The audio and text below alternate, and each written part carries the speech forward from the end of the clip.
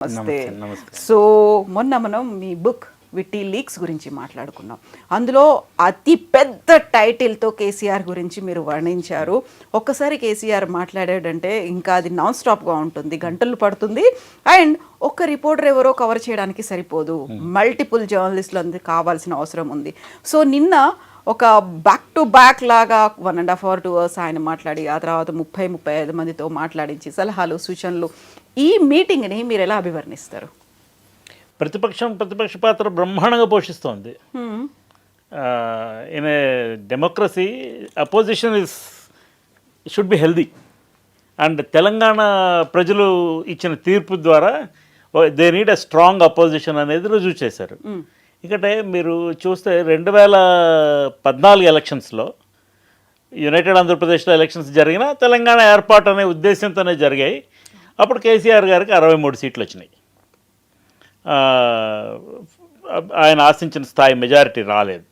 కొంతమంది ఎమ్మెల్యేలు ఇటు నుంచి అటు డ్రిఫ్ట్ అయ్యి ఎంతో కొంత కన్సాలిడేట్ అయితే చేసుకున్నారు. బట్ ప్రజాస్వామ్యయుతంగా ఎన్నికైనటువంటి ప్రతిపక్ష ఎమ్మెల్యేలు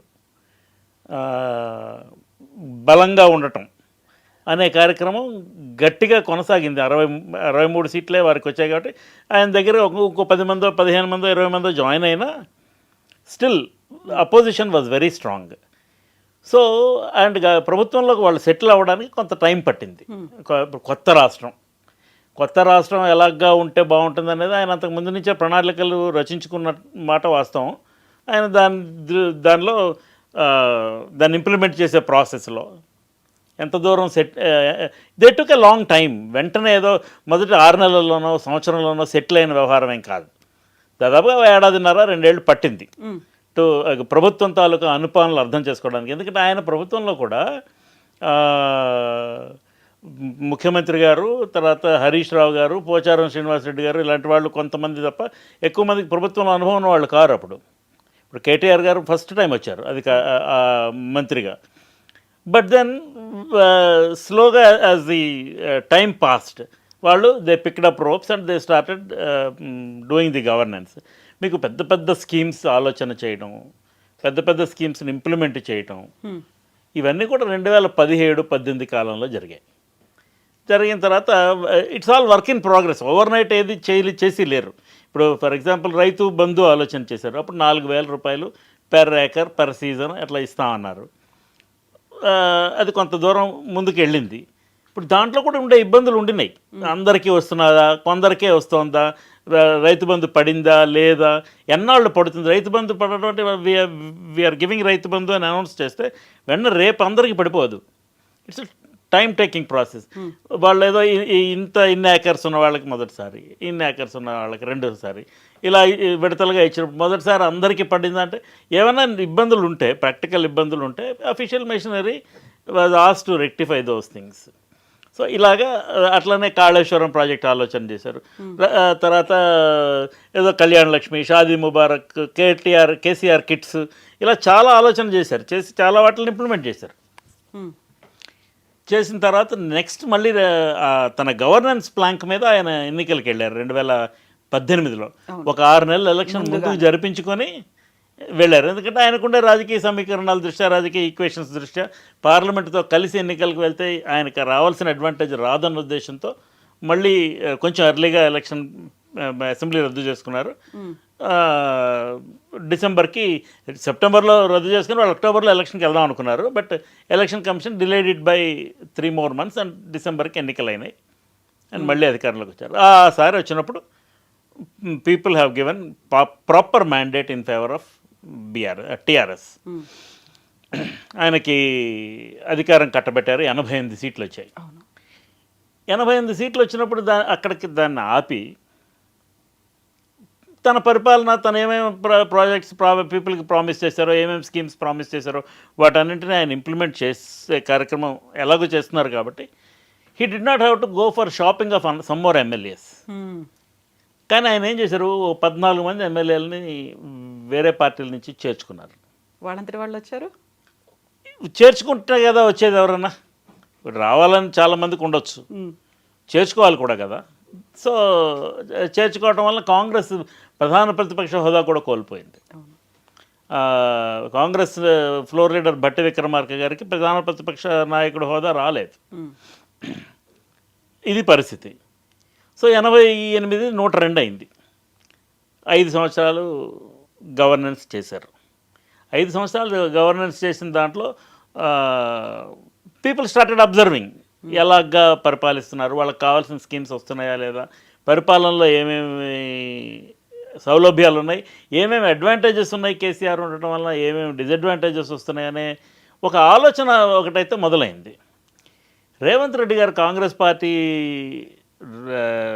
యాక్టివ్ అయ్యి ఆయన రాష్ట్ర అధ్యక్షుడి పదవి తీసుకుని అక్కడి నుంచి అతను కొంచెం గట్టిగా ప్రభుత్వానికి వ్యతిరేకంగా క్యాంపెయిన్స్ మొదలుపెట్టారు. పెట్టి he was largely successful in doing that. అందుకనే అతనికి కూడా మళ్ళీ 2023 ఎన్నికల్లో కేసీఆర్ ప్రభుత్వాన్ని దించేసి రేవంత్ రెడ్డి ప్రభుత్వానికి అధికారం ఇచ్చారు. ఓవర్వెల్మింగ్ మెజారిటీ వల్ల కాంగ్రెస్ పార్టీకి 88 సీట్లు 100 సీట్లు అట్లా రాలేదు. కానీ కేసీఆర్ నష్టపోయింది మాత్రం చాలా ఎక్కువ. Let us see it like this. కాంగ్రెస్కి 64 సీట్లు వచ్చినాయి, 1 సీటు సిపిఐకి వచ్చింది 65, మిగతావన్నీ ఎంఐఎం, బీజేపీ 8 సీట్లు, బీజేపీ, బీఆర్ఎస్ మిగతా 39 సీట్లు వచ్చాయి బీఆర్ఎస్కి. ఆవిడ చనిపోవడంతో జరిగిన బై ఎలక్షన్లో కాంగ్రెస్ క్యాండిడేట్ గెలిచారు. సో 38. దీనిలో 10 మంది కాంగ్రెస్ పార్టీలో జాయిన్ అయ్యారు. నిన్న కేసీఆర్ గారు మాట్లాడుతూ వాళ్ళు తొందరగా నిరాశ చెందిపోయి పార్టీలో కొనసాగలేదు, అందుకని వెళ్ళిపోయారు. The same rule applies to what he has done earlier, right? ఇంతకు ముందు ఆయన ప్రభుత్వం ఉన్నప్పుడు నిరాశ చెందిన వాళ్ళు కొంతమంది బీఆర్ఎస్లో జాయిన్ అయిపోయారు, టీఆర్ఎస్లో జాయిన్ అయిపోయారు, కాంగ్రెస్ పార్టీలో ఎన్నికైనటువంటి శాసనసభ్యులు. సో వాళ్ళలో కొంతమందికి మంత్రి పదవులు కూడా వచ్చినాయి. ఇప్పుడు కాంగ్రెస్లో జాయిన్ అయిన వాళ్ళకి ఎవరికి మంత్రి పదవులు ఇవ్వలేదు. పైగా వాళ్ళ కేసు ఒకటి సుప్రీంకోర్టులో నడుస్తుంది. సుప్రీంకోర్టు తప్పకుండా వీటిని బై ఎలక్షన్ పెట్టేయాలి, డిస్క్వాలిఫై చేసేయాలి అని చెప్తుందా? నేనైతే అనుకోవడం లేదు. దానికి ఒక కారణం ఉంది. Assembly is supreme, it's an elected body. So speaker's decision will be final. స్పీకర్ని తొందరగా నిర్ణయం తీసుకోండి, లేకపోతే ఒక నెలలో నిర్ణయం తీసుకోండి అని ఏదైనా సూచన ఇవ్వవచ్చు సుప్రీంకోర్టు. మీకు ఉదాహరణకి తమిళిసై సౌందరరాజన్ గవర్నర్గా ఉన్నప్పుడు తెలంగాణ రాష్ట్రానికి there was a deadlock between government and governor. వాళ్ళిద్దరి మధ్యన ఒక ప్రతిష్టంభన ఏర్పడిపోయి మ్యాటర్ కోర్టు దాకా వెళ్ళింది. కోర్టు దాకా వెళితే వాదోపవాదాలు గట్టిగా జరిగాయి. ఆవిడ వాదన ఆవిడ పెట్టారు, ఆయన వాదన ప్రభుత్వం పెట్టింది. హూ ఈజ్ రైట్ అనేది పీపుల్కి వదిలేయాలి. సో అక్కడ ఏమైంది, ఆవిడ బీజేపీ లీడర్. సో న్యాచురల్గా సెంట్రల్ గవర్నమెంట్కి టీఆర్ఎస్కి వ్యతిరేకంగా ఉంది. ఈయన బీఆర్ఎస్ అని పార్టీని మార్చాడు, నేషనల్ వైడ్గా స్ప్రెడ్ అవ్వాలనే యాక్టివిటీలోకి వచ్చాడు. వచ్చిన తర్వాత వీళ్ళు స్ట్రాంగ్ అయ్యామనే ఫీలింగ్లో ఉన్నారు. సో ఆ డెడ్ లాక్ ఏర్పడినప్పుడు కోర్టు చివరికి కేసు బోత్ సైడ్స్ ఉపసంహరించుకునేటట్టుగా చేసి మీరు కూర్చొని మాట్లాడుకొని, ఇది because both are constitutional positions, అందుకని మీరు దీన్ని ఒక వయా మీడియాగా దీన్ని ఒక సొల్యూషన్ వెతుక్కొని keep the dignity of the offices of both అని ఒక సలహాతో కేసు కోర్టు క్లోజ్ చేసింది. కోర్టు ఏదో ఒక తీర్పు ఇచ్చి ఉండొచ్చు. మీ గవర్నర్ గారిది తప్పనో, ముఖ్యమంత్రి గారిది తప్పనో, ప్రభుత్వానికి తప్పనో ఏదో ఒక సైడ్ కోర్టు నిర్ణయం తీసుకోవచ్చు. బట్ భారతదేశంలో మన ప్రజాస్వామ్యంలో there are 3 important pillars which is judiciary. First is legislature, elected representatives of people, then executive, then judiciary. మనం ఏదో మీడియా వాళ్ళు 4th ఎస్టేట్ అనేది ఎడ్మండ్ బర్క్ అప్పుడెప్పుడో బ్రిటిష్ పార్లమెంట్లో మాట్లాడిన దాన్ని అట్రిబ్యూట్ చేసుకొని we also consider ourselves as one of the 4 pillars. But then that apart ఈ మూడు రాజ్యాంగ బద్ధమైనటువంటి బాడీస్. వీటిలో ఏ 2 బాడీస్కి మధ్య ప్రతిష్టంభన రాకూడదు for continuity of governance. So ఈ ఎమ్మెల్యేలని డిస్క్వాలిఫై కోర్టు చేస్తుందా చేయదా నాకు సందేహమే. నిన్న కేసీఆర్ గారు మాట్లాడుతూ తప్పకుండా బై ఎలక్షన్స్ వస్తాయి, మనమే గెలిచిపోతాం, మనం ప్రిపేర్ అయ్యి ఉండాలి దానికి అని సూచన చేశారు. అపోజిషన్గా అది ఆయన బాధ్యత, కోర్టు తీర్పు ఎలా వస్తుందో తెలియదు చూద్దాం అని అట్లా మాట్లాడకూడదు. అవును. సో ఒక లీడర్గా ఆయన ఏం మాట్లాడాలో అది ఆయన మాట్లాడారు. వేరాస్ కాంగ్రెస్ ప్రభుత్వంలో ఉంది ఇక్కడ, స్పీకర్ కాంగ్రెస్ ఎమ్మెల్యేగా ఎలక్ట్ అయ్యారు. అండ్ ఆ 10 మంది శాసనసభ్యులు కూడా బీఆర్ఎస్ నుంచి వెళ్ళి ప్రభుత్వం వైపు చేరున్నారు. అయితే ప్రభుత్వంలో అఫీషియల్గా కాంగ్రెస్ పార్టీలో చేరడానికి మెంబర్షిప్ తీసుకున్నారా? లేదు. కాంగ్రెస్ లెజిస్లేచర్ పార్టీ మెంబర్స్గా నమోదయ్యి ఉన్నారా? లేదు. అందుకనే ఈ మధ్యన సిఎల్పి మీటింగ్ అయినప్పుడు కూడా ఈ 10 మంది వెళ్ళలేదు. సో ఇది ఏమిటవుతుంది అనేది ఇది ఆసక్తికరమైనటువంటి విషయమే. నా అనుభవంలో కోర్టు సర్వసాధారణంగా ఇలాంటి విషయాల్లో it won't jump to conclusions. Because కోర్టు తాలూకా ప్రధానమైనటువంటి బాధ్యత ఏంటంటే రాజ్యాంగ పరిరక్షణ. ఆ రాజ్యాంగ పరిరక్షణలో ఏ 2 బాడీస్ మధ్యన ప్రతిష్టంభన రాకూడదు. సో అలాగని వీళ్ళు చేసింది రైట్ అనో తప్పనో తీర్పిస్తుందా అంటే తెలియదు. We don't no. అది ఒక ఎక్స్ట్రా జ్యుడిషియల్ కామెంట్ అవుతుంది మనం ఏదైనా దాని గురించి అంటే.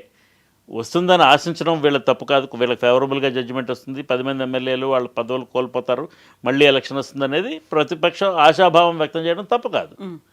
అది అలాగా ఉండకపోవచ్చు. దాన్ని ఏం చేయాలనేది, దానికి ఎలా అడ్రస్ చేయాలనేది, what are the various legal means అని ప్రభుత్వం కృషి చేయడము తప్పు కాదు. Everybody will try to save their skin in this game. ఇది ఒకటి. రెండోది, నాకు నిన్న ఆయన మాట్లాడిన వాటన్నింటిలోనే నాకు బాగా ఆసక్తి కలిగించిన అంశం ఒకటి ఉంది. మళ్ళీ చంద్రబాబు వచ్చే అవకాశం ఉంది. ఆయన మళ్ళీ తెలంగాణ ప్రాంతంలో పార్టీని బలోపేతం చేసుకొని వచ్చేసే ప్రమాదం ఉన్నది. దేనికి వ్యతిరేకంగా అయితే మనం కొట్లాడామో తెలంగాణ, ప్రత్యేక తెలంగాణ కోసం, ఆ పరిస్థితులు మళ్ళీ వస్తున్నాయి. So BRS should be ready, geared up to fight that అని ఒక సూచన చేశారు. చంద్రబాబు నాయుడు గారు కాంగ్రెస్తో కలిసి వస్తారా? అవకాశం లేదు, ఎందుకంటే ఆయన ఎన్డీఏలో పార్ట్నర్. ఒకవేళ బీజేపీ, చంద్రబాబు, పవన్ కళ్యాణ్ కలిసి ఇక్కడ యాక్టివిటీ చేస్తారా? ఈ మధ్యన వస్తున్నటువంటి రిపోర్ట్స్ దృష్ట్యా చంద్రబాబు నాయుడు గారికి తెలంగాణ మీద అంత ఆసక్తి ఉన్నట్లుగా నాకైతే అనిపించలేదు. But BJP is a major player ఇప్పుడున్న పరిస్థితుల్లో. బీజేపీ తను కూడా అధికారం తెచ్చుకోవడానికి ప్రయత్నం చేయాలి అనే ఒక ఉద్దేశం అయితే కలిగి ఉన్నది. ఆ కలిగి ఉన్న దాంట్లో ఒకవేళ బీజేపీ వాళ్ళు బీఆర్ఎస్తో నెగోషియేట్ వాళ్ళంతటి వాళ్ళు చేస్తారా? చేసి కేసీఆర్ గారిని ఎలాగోలాగా కన్విన్స్ చేసి ఎన్డీఏ కూటమిలోకి తీసుకొస్తారా? One possibility, we don't know, we can't rule out. అలాగని పోనీ కేసీఆర్ గారు కొంచెం ఒక 2 స్టెప్స్ దిగి బీజేపీతో సయోధ్యకు వెళ్తారా? ఇది తెలీదు. ఎందుకంటే the bitterness between BJP and BRS is very much. Kavitha గారిని జైల్లో పెట్టారు. ఆ కారణంగా అయినా బీజేపీ బీఆర్ఎస్ సన్నిహితం అవుతాయా అనేది ఒక సందేహమైనటువంటి అంశమే. రాజకీయాల్లో ఏమో ఐ విల్ టెల్ యూ, ఇవాళ ఏమిటవుతుందో రేపు ఇలా ఉంటుంది అని ఎవరు ప్రెడిక్ట్ చేయలేరు. శత్రువులు ఉండరు, శాశ్వత మిత్రులు ఉండరు. అది ఎప్పుడో ప్రణబ్ ముఖర్జీ గారు చెప్పారు ఈ కామెంట్. పాలిటిక్స్లో there are no permanent enemies and no permanent friends. It's all marriage of convenience.